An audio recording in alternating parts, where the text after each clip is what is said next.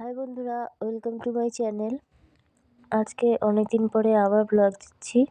শরীরটা ভালোই যাচ্ছে না, সেজন্য ব্লগ দিতে পারছি না। আর তার মধ্যে আমি একটু বাড়িতেও গেছিলাম, মানে বাবার বাড়ি গেছিলাম কোচবিহারে। তো ওখানে গিয়েও আর সেরকম ভিডিও করা হয়নি, সেজন্য আর ছাড়া হয়নি। তো সকালে দেখলে বাইরেটা মেঘলা মেঘলা, তাই সকালে আজকে তাড়াতাড়ি উঠেছিলাম, বাইরের থেকে একটু ঘুরে আসলাম।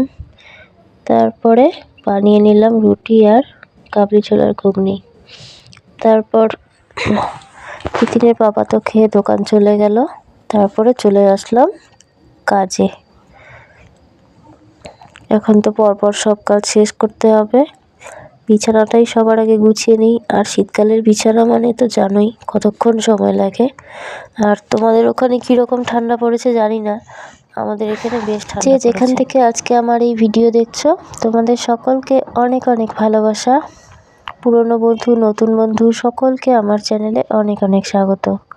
তোমরা এভাবেই আমার চ্যানেলের সাথে জুড়ে থেকো আর আমাকে এগিয়ে যেতে সাহায্য করো। আজকে রান্নাবাড়ির বেশি ঝামেলা নেই, আর ওসব তোমাদের সাথে শেয়ারও করব না। আজকে ডাল আর ছোটো মাছ চচ্চড়ি আর মাছ ভাজা।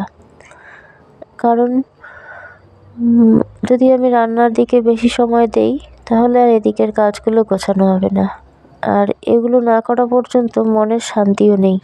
তাই ভাবলাম যে আজকে এই কাজগুলোই শেষ করে দিই, তাতে যতক্ষণ লাগবে লাগুক। তো বিছানাটা গুছিয়ে নিয়ে তারপরে শোকেসের ওপরটাকে ঝেড়ে পরিষ্কার করে নিলাম। তারপরে অনেকগুলো জামা কাপড় আছে, সেগুলো ভিজিয়ে রেখে এসে তারপরে ড্রেসিং টেবিলটাকে পরিষ্কার করব। এই দেখো আমার গোছানো হয়ে গেল। আর এই দুপাশে দুটো পিঙ্ক কালারের জিনিস দেখতে পাচ্ছ, ওগুলো কিন্তু মোবাইল রাখার, আমার হাতে তৈরি করা। এটা হচ্ছে ম্যাক্রেম দিয়ে বানিয়েছিলাম। আর দেখো শোকেসের ভিতরটাও সুন্দর করে গুছিয়ে নিয়েছি। আর নিচের জামা কাপড়গুলো একটু অগোছালো আছে, ওগুলো আজকে আর পরিষ্কার করব না। বাইরের আকাশটাও মেঘলা, তবুও জামা কাপড়গুলো ধুয়েই ফেলবো আজকে। আর ড্রেসিং টেবিলটা ধুলো পড়ে একদম নোংরা হয়ে গেছে, তাই ওটাকেও খুব ভালোভাবে পরিষ্কার করে নিচ্ছি। তারপর আর পর্দাটা ধোয়াই ছিল, ওই জন্য আর বের করলাম না। তো ভালোভাবে পরিষ্কার করে তারপর ড্রেসিং টেবিলটাকেও গুছিয়ে নেব। বাড়ি পড়ার অন্যান্য সমস্ত সোয়েটারগুলো ভিজিয়ে দিয়েছি, সেজন্য আজকে এই সোয়েটারটাই পরলাম। এটা কিন্তু আমার একটা ভালো সোয়েটার, তো ভাবলাম একদিন পরলে কিচ্ছু হবে না, তাই আজকে এটাই পরলাম। যা পরিমাণ ঠান্ডা পড়েছে, সোয়েটার ছাড়া থাকাই যায় না।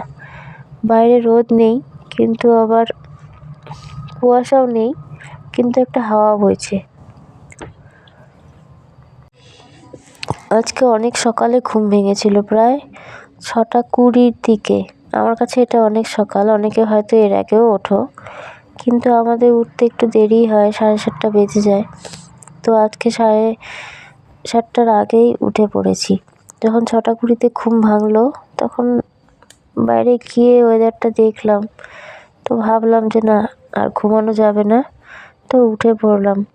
আর সকালবেলা দেখলাম কিছু ছেলে মেয়ে পড়তে যাচ্ছে, তাই দেখে মনে পড়ে গেল আমরাও না কত সকালবেলা উঠে পড়তে যেতাম, কি কুয়াশা পড়তো, বাবা আবার এগিয়ে দিয়ে আসতো। তো কাজ করছিলাম, ওই সময় আমার এক স্টুডেন্ট আসলো।